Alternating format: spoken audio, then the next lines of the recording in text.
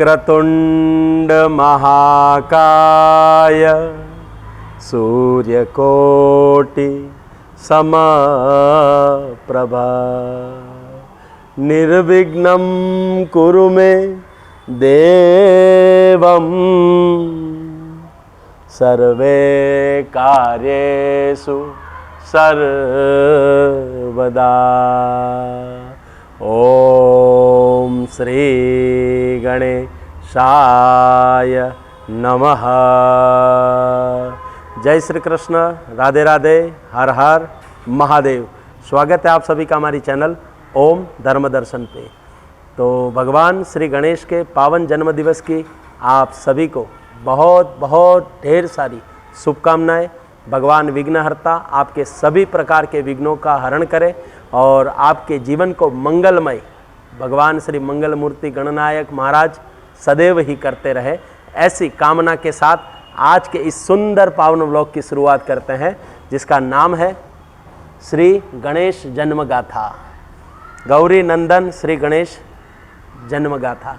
भगवान गणेश के जीवन पर आधारित कई सारे टीवी सीरियल्स, शोज़, कार्यक्रम्स या बुक्स, किताबें या पुस्तक आपने पढ़े होंगे, किंतु क्या आपने कभी ये जाना है कि शिव मंदिर में आखिर नारियल क्यों नहीं फोड़ा जाता? इसके पीछे भगवान श्री गणेश के जन्म से रिलेटेड ऐसी कौन सी बात है जो आज भी शिव मंदिर के अंदर श्रीफल को नहीं फोड़ा जाता है? आप हजारों मंदिर में जाएंगे, हजारों जगह श्रीफल यानी नारियल को फोड़ा जाता है शुभ कार्यों में, किंतु शिव मंदिर में कभी भी श्रीफल को शिवलिंग के पास नहीं फोड़ा जाता है। इसके पीछे का कारण क्या है? भगवान शिव के द्वारा भगवान गणेश का जो मस्तक काटा गया, वो आखिर में कट कर कहाँ पर जाकर गिरा और किस दिशा में गिरा, उसमें से क्या उत्पन्न हुआ? ये सारी ऐसी बातें जो ये टीवी सीरियल्स या पुस्तकों में नहीं बताई जाती, हमने शास्त्रों में, वेदों में, पुराणों में इसका अध्ययन किया हुआ है और वही जानकारी आप सभी के साथ साझा करने जा रहे हैं। तो आइए करते हैं श्री गणेश बोल श्री गणपति महाराज की जय। वक्रतुंडम महाकाय सूर्यकोटि समप्रभं निर्विघ्नं कुरु मे देवं सर्वे कार्येषु सर्वदा। बात है कैलाश की। सदियों पहले कैलाश पर्वत पर माँ पार्वती अपनी दोनों सखियों के साथ स्नान के लिए अपने स्नान गृह में जा रही थी। उसी वक्त माँ पार्वती के शरीर पर हल्दी लगाते हुए दोनों सखियों ने प्रश्न किया कि हे माँ, हम आपकी सखिया भी है, सहेली भी। आपके मन की हर बात आप हमसे करती है और हमारे मन की हर बात हम आपसे करते हैं, तो हमारे दोनों के मन में जो संशय है उसका आप निराकरण करें। तब माँ पार्वती कहती है कि बोलिए, आपके मन में जो भी संशय है वो निश्चित होकर बताइए। तब दोनों सखियाँ जया और विजया, माँ पार्वती की सखियों का नाम था जया और विजया, दोनों सखियों ने, जया और विजया ने कहा, हे देवी, हम नारी हैं, हमारी कुछ मर्यादाएं होती हैं। पूरे कैलाश पर जितने भी कक्ष हैं, किसी भी कक्ष को किसी भी प्रकार के कोई पट नहीं है। पट का अर्थ होता है दरवाजा। तो हे देवी, आप हमारा ये थोड़ा सा निवेदन स्वीकार करें कि स्नान गृह के बाहर ऐसा कोई पहरेदार खड़ा कर दीजिए कि जो बाहरी व्यक्ति को या देवगण को अंदर ना आने दे और हमें पहले ही सचेत कर दे। माँ पार्वती ने सोचा बात तो बहुत ही सही है, और माँ पार्वती ने दोनों सखियों को आदेश किया, मेरे शरीर पर जो आपने हल्दी लगाई है उस हल्दी को एक पात्र में आप इकट्ठा कीजिए। जितना भी मैल और हल्दी निकल रही है वो सारा एक पात्र में इकट्ठा कीजिए और वो पात्र मुझे दे दीजिए। दोनों सखियों ने माँ पार्वती के आदेश के अनुसार ऐसा ही किया और पात्र माँ पार्वती को हाथ में दे दिया। उस पात्र में जितना भी माँ के शरीर का मैल और जो हल्दी थी वो मिश्रित थी। तो माँ पार्वती ने उसमें से एक छोटा सा नन्हा सा प्यारा सा बालक बना दिया अपने मैल और उस हल्दी में से, और उस बालक पर हाथ रखते हुए उसमें प्राण पूरे और आयुष्यमान भव, माँ ने उसको आयुष्य भी प्रदान की और उसे जीवित किया। जैसे ही बालक ने आंख खोली, तुरंत ही पहली दृष्टि अपनी माँ की ओर देखते हुए कहता है, माँ बोलिए मेरा सर्जन कैसे किया। तब माँ अपने छोटे से प्यारे से नन्हे से दुलारे बच्चे को अपने गोद में लेकर अपने छाती से लगाकर उसे बहुत सारे प्यार करते हुए आदेश करती है कि बेटा आपका नाम गणेश। शिव, मेरे पति शिव के हजारों गण हैं, लेकिन मेरा एक ही गण है और वो हो तुम।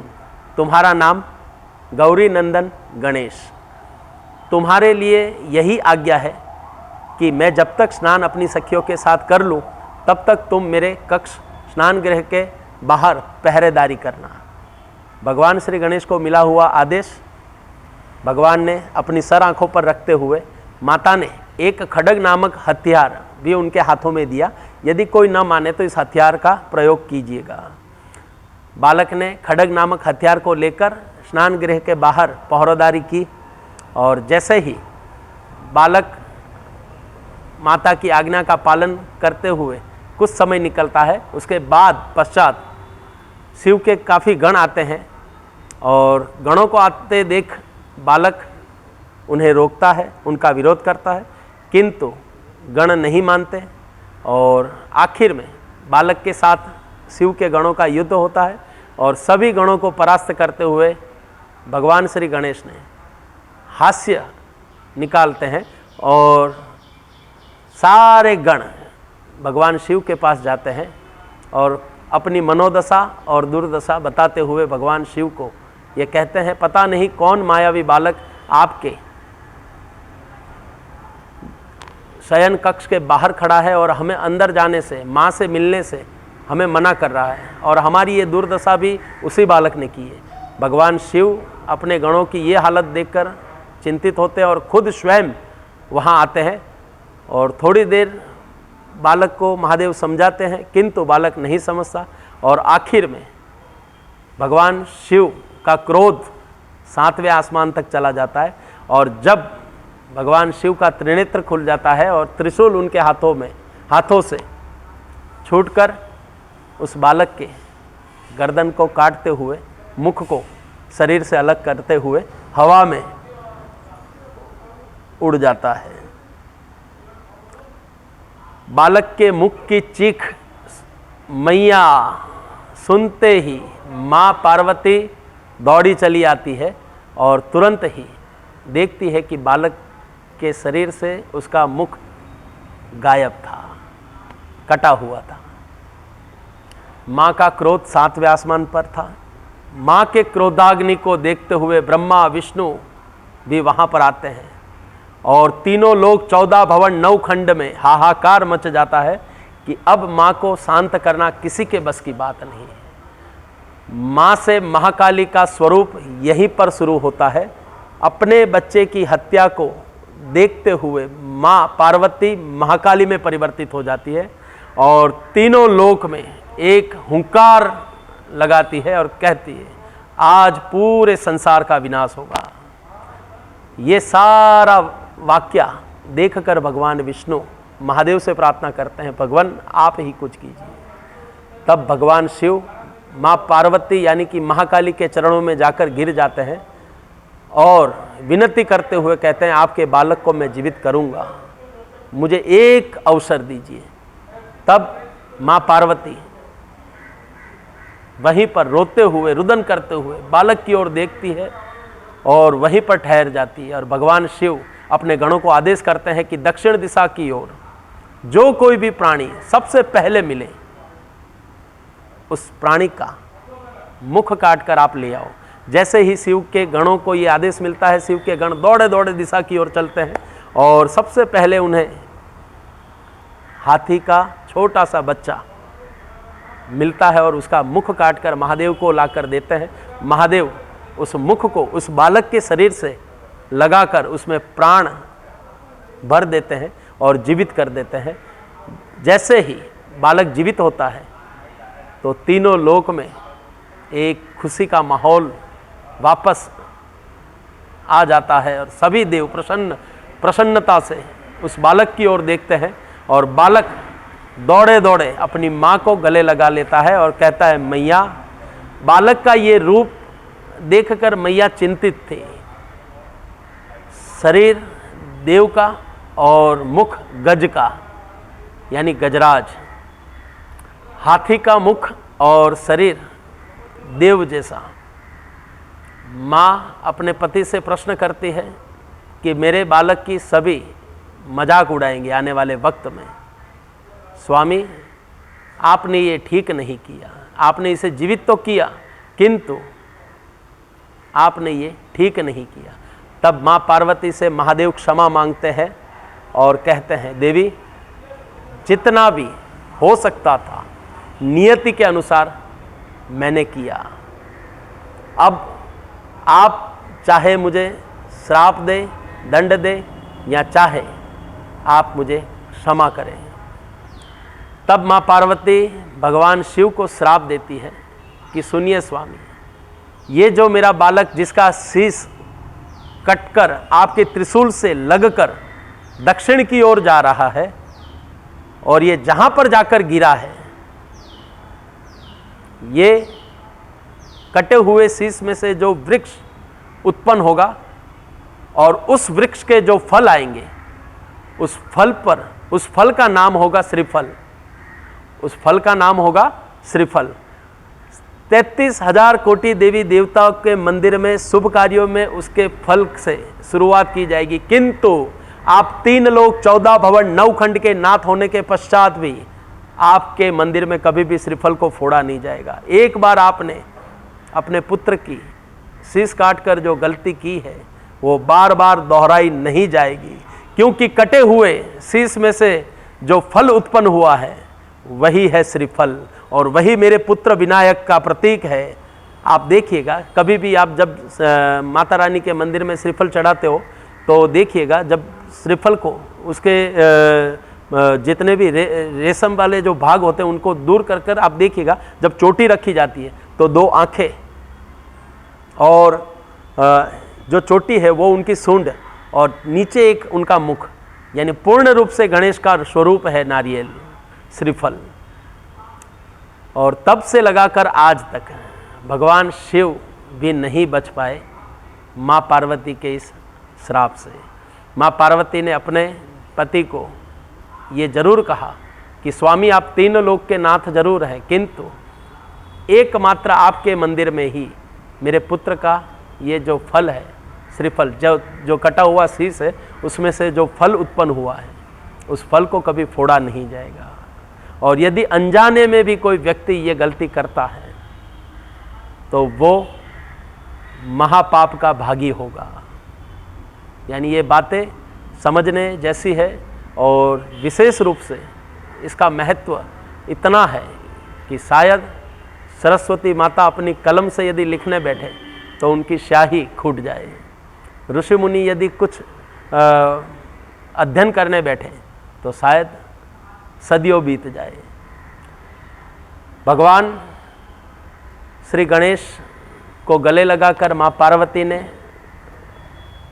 बहुत ही ममता भरे स्वर से कहा, बेटे, आज से, अब से, इस घड़ी से, इस वक्त से, इस समय से तुम्हारी माता का ये वरदान है, तुम पर तुम्हारी माँ का ये आशीर्वाद है कि दुनिया में हजारों देवी देवता होंगे किंतु तुम सबसे पहले पूजे जाओगे। तभी भगवान विष्णु माँ पार्वती से क्षमा मांगते हुए कहते हैं, माँ, जो हुआ उसके लिए मैं क्षमा प्रार्थना करता हूँ, किंतु मेरा ये आपके पुत्र को वरदान है कि मुझसे पहले यदि संसार में कोई पूजा जाएगा तो वो आपका पुत्र श्री गणेश। ब्रह्मा जी भी आए, ब्रह्मा जी ने भी वरदान दिया और कहा हे माते, आपका पुत्र सर्वम सर्वोपरि यज्ञोपवीत, सर्वप्रथम यज्ञोपवीत इनको दी जाएगी। यज्ञोपवीत का अर्थ होता है जनौ, जो ब्राह्मण लोग पहनते हैं जनौ, वो जनौ कोई भी शुभ कार्य में सबसे पहली जनौ आपके पुत्र को दी जाएगी। वेदों के ये ज्ञाता होंगे, अष्ट सिद्धि नवनिधि के ये दाता होंगे और समस्त संसार के पशु प्राणियों के भाग्य विदाता होंगे।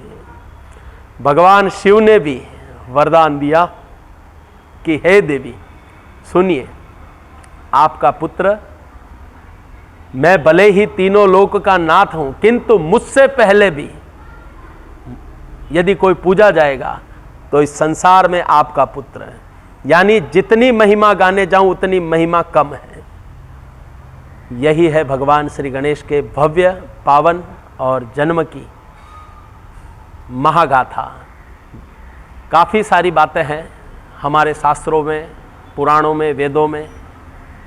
नेक्स्ट व्लॉग में इस विषय पर हम फिर बात करेंगे, फिर किसी ऐसी जानकारी को लेकर आएंगे कि जो जानकारियाँ शायद हमें कहीं पर देखने सुनने नहीं मिलती है। तो हमारा कार्य, हमारा प्रयास और हमारी जानकारी आप सभी को अच्छी लगे तो ज़रूर से चैनल को सब्सक्राइब कीजिएगा और वीडियो को लाइक कीजिएगा। जुड़े रहिए ओम धर्म दर्शन के साथ। बोलिए वक्रतुंडम महाकायम सूर्यकोटि समम प्रभा निर्विघ्नं कुरु मे देवं सर्वकार्येषु सर्वदा। ओम श्री गणेशाय नमः।